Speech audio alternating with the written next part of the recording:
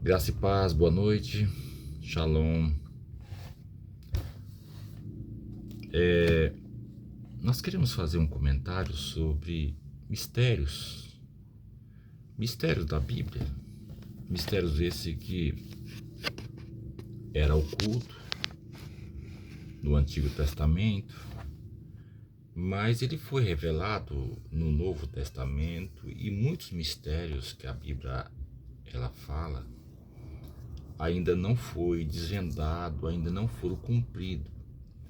Então você pode perguntar assim, mas esses mistérios que tantos profetas falam, esses mistérios, não são mistérios, às vezes são falácias, são imaginações do próprio coração daqueles pseudo-profetas. Nós queremos mostrar a vocês que pelo menos 11 mistérios a Bíblia narra, a Bíblia fala de pelo menos 11 mistérios que estão na Bíblia. Uns já foram revelados, né? Outros ainda estão ocultos, ainda que não se cumpriram, tá? O texto base está em Mateus capítulo 13, versículo 11, que ele fala assim, o próprio Jesus diz assim, mas a vós é dado conhecer os mistérios do reino, mas a eles não é dado. Jesus falava por parábolas. A parábola tinha dois objetivos. O primeiro objetivo era explicar uma verdade para as pessoas, exemplificar a verdade para as pessoas que já estavam querendo saber a verdade. Mas para aqueles que não queriam saber a verdade, Jesus falava a parábola para poder realmente confundir eles. Quando Jesus começou a anunciar o reino, eles rejeitaram. Então Jesus agora começa a falar por parábolas. Para que Jesus fala sobre isso aí? Era uma maneira de poder, da didática de Jesus, para poder mostrar verdades espirituais. Então as verdades espirituais, para você, para mim, que quer aprender das verdades espirituais, você vai ter a exemplificação, você vai ter alucinações, você vai ser abençoado porque você quer conhecer a verdade. Porém, para aqueles que não querem conhecer a verdade, você usa parábolas para realmente confundir. Jesus fazia isso, tá? Os que têm sede, você vai ter água de sobra. Jesus sempre tem água da vida. Aqueles que têm fome, Jesus é o pão da vida. Mas aqueles que não querem o pão da vida, pode ser que vai ficar mais famintos ainda. Por isso que Jesus, ele falava por parábolas. E os discípulos, quando chegou em casa, à noite, eles perguntaram assim, Senhor, por que o Senhor fala por parábolas? Aí Jesus falou assim, bom, agora vocês, os discípulos que querem aprender, que querem saber mais de mim, dos mistérios, né, do reino, vocês vão aprender. Por isso eu falo por parábolas. A vós é dado conhecer os mistérios do reino, mas a eles não é dado conhecer, tá? Então se você tem sede, se nós temos sede de aprender as parábolas de Jesus, os mistérios do reino, aqui está pelo menos 11 mistérios que a Bíblia fala. Bom, o primeiro mistério, Jesus coloca no capítulo 13 de Mateus, né? As parábolas do reino. São 7 parábolas. Jesus queria mostrar, por exemplo, a eles como que era o mistério do reino. Porque uma vez que Jesus chegou, ele abriu-se um parênteses agora entre a sua primeira vinda e a sua segunda vinda. É um parênteses na história. Por que Jesus fez isso? A rejeição dos judeus por Jesus, eles não aceitaram o Messias. Então o que aconteceu? Deus abriu uma porta agora para os gentios, formando um novo povo, que esse povo é chamado a igreja. Porém, nesse intervalo, Jesus mostrou o que ia acontecer durante esse período de tempo, enquanto ele estava ausente, que foi para o céu. Então ele começa a falar sobre a parábola do semeador, ou seja, a parábola do semeador é a primeira parábola que ele fala. E essa parábola fala assim, o semeador saiu a semear. Então veja bem, o que é o semeador? Eu, você. E o que você semeia? As boas novas, o evangelho. Então ele saiu a semear e a semente sempre é boa. Só bem, mas o diferencial que vai fazer com que a semente venha germinar é o solo. Então veja bem, a semente é a palavra de Deus. O solo é o nosso coração. Então o que vai determinar se nós temos uma boa colheita vai ser justamente o solo que a semente foi semeada, tá? Então tem pelo menos 4 tipos de solos nessa parábola, tá? Os que caem na beira do caminho, os que caem sobre espinhos, os que caem sobre o solo rochoso, mas também tem aqueles que caem em boa terra, que é o nosso coração. Aí produz a palavra de Deus, produz o fruto para o reino de Deus. A segunda palavra que ele fala é a palavra do trigo e do joio. Veja aqui, Jesus fala do trigo e do joio. O que é o trigo? O trigo é o pão, vai produzir o pão. Mas o joio produz o que? Nada praticamente, né? Só que aparentemente os dois crescem quase semelhantes. Você não consegue, a não ser ter um óleo clínico, saber quem que é o joio e quem que é o trigo. O que significa isso? Quando o evangelho é pregado, você não consegue discernir quem que realmente é um cristão autêntico, né? Às vezes você pensa que é aquele cristão autêntico, mas no fundo você vai descobrir que ele é um falsário, que ele está no meio para poder ganhar algumas benesses pessoais no evangelho, abrigando-se no evangelho, mas na realidade ele não é um trigo, ele pode ser um joio. Então o que vai diferenciar é justamente no final da colheita. Enquanto que o trigo produz o grão, o joio não consegue produzir isso. Ele produz simplesmente, o fruto dele é preto, né? Mas enquanto cresce, eles aparentemente são iguais. Só que no fim da colheita, aí você vai descobrir quem que realmente é o trigo, quem que é o joio. E quem é que vai fazer a colheita no final?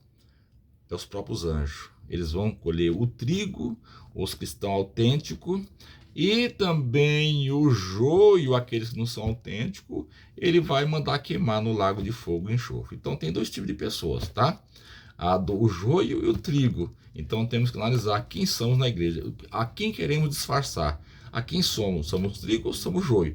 Tudo isso vai acontecer entre o período da primeira vinda de Cristo e a segunda vinda de Cristo, ou seja, esse intervalo de tempo chamado graça.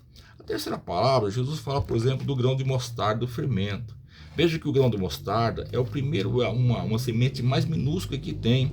Só que o evangelho começou com quem? Com 12 apóstolos. Então um pequeno grão de mostarda começou ali, mas ele foi expandindo, ele foi crescendo e ficou uma grande árvore, entendeu? Então o evangelho atingiu todos os continentes, simbolizando pelo grão de mostarda. E do fermento, é a mesma coisa o fermento numa massa. Veja que o fermento numa massa, ele ninguém vê naquela massa. Só que o que produz o fermento? Ele faz com que a massa incha, entendeu? Mesma coisa aconteceu com o evangelho. Ele entrou e ele cresceu também esse grande evangelho, essa grande propagação do evangelho. Só que tem um detalhe interessante, o fermento aqui não é coisa boa. Às vezes, aquele pão fermentado, ele vai causar muitos danos para nós também. Então, o evangelho simples, ele cresceu, mas o evangelho também tornou-se uma porção desordenada na sociedade. E tem também o não autêntico. Sempre o fermento é símbolo do pecado, tá? Mas não importa. O importante é que o evangelho foi propagado, atingiu uma certa dimensão. Ele cresceu e chegou até o nosso país, até os rincões, onde você vê o evangelho propagado, o evangelho de Cristo, exato. Ele também fala da parábola de um tesouro escondido, de uma pérola e da rede. O que é o evangelho? O evangelho é um tesouro escondido. Aparentemente você não vê nenhuma formosura no evangelho, porque ele é escondido. Aparentemente você não vê também quase nada em Jesus, porque as pessoas que procuram Jesus, eles procuram só para ter uns bens materiais, algumas benesses pessoais, mas Jesus é mais do que isso. Jesus é o Salvador, Jesus é aquele que perdoa o nosso pecado. Então Jesus é uma pérola de grande valor. Por isso que o Evangelho é uma pérola de grande valor, onde quem achou Jesus achou esse bem precioso, uma pérola de grande valor, porque foi através de Jesus que ele perdoou nosso pecado e assegurou-nos a salvação, a vida eterna, para poder morar com ele, viver com ele e morar na Nova Jerusalém, a cidade que ele vai habitar. E estaremos com ele, com essa pérola preciosa, tá? E ele fala da rede também, a rede de um pescador. Tudo isso vai acontecer durante o período da primeira vinda. O que é uma rede? Uma rede, quando você joga uma rede no mar, o pescador joga a rede. Só que na hora de jogar a rede, o que vem na rede? Vem os peixes bons e vem os peixes ruins também. E naquele tempo lá, o pescador não faz a seleção, simplesmente ele traz a rede para o barco, mas quando chega em terra firme, o que acontece? Exatamente que ele vai fazer a seleção. Esse peixe presta, esse peixe não presta, esse tem valor, esse não tem valor. O que significa? O evangelho é como se fosse uma rede. Você lança a palavra de Deus, só que vem muitos peixes bons, mas também vem muitos peixes ruins também. Igual eu falei, o evangelho chegou a uma dimensão de que uns aceitam Jesus para ter a salvação, uns aceitam Jesus para poder morar com ele, viver com ele, mas outros aceitam Jesus porque quer uma cura, às vezes porque quer uma benesse pessoal, uma casa nova, um carro novo, um problema solucionado, mas quando vem as lutas, as dificuldades, o que acontece? Eles abandonam Jesus. Tudo isso simbolizado para o peixe ruim. O peixe bom é aquele que vai morar com Jesus, é aquele que entendeu a mensagem do evangelho. Mas os peixes ruins são aqueles que estão ali simplesmente ocupando lugar na rede. Mas e o que acontece? E o que vai acontecer no final? É justamente Jesus vai separar os peixes bons, aqueles que estão autênticos, e os peixes ruins será jogado também no lago de fogo e enxofre. Tudo bem? Então, essas são as parábolas que Jesus colocou. Tudo isso vai acontecer durante o período da sua primeira e da sua segunda vinda. Esse é um dos mistérios do reino, que são as parábolas de Jesus. Por que Jesus falou sobre parábolas? Pois justamente eles rejeitaram Jesus. Agora Jesus começou a colocar para eles esses mistérios do reino, ou seja, o que vai acontecer durante esse intervalo de tempo, desde a ascensão de Jesus, quando ele inaugurou a sua igreja, até a sua volta. Você vai existir, a semente nunca vai mudar, porém os solos mudarão. Você vai ver que vai ter peixes bons e peixes ruins. Você vai ver que vai ter o joio e vai ter o trigo. Você vê que vai ter pérolas preciosas, mas também alguém que trabalham com pedras que não é preciosa. Então tudo isso são mistérios que o reino de Deus, que ele falou em parábolas para poder mostrar para nós as verdades ocultas, para que nós possamos entender os mistérios que está acontecendo durante esse período de tempo entre a sua primeira e a sua segunda vida.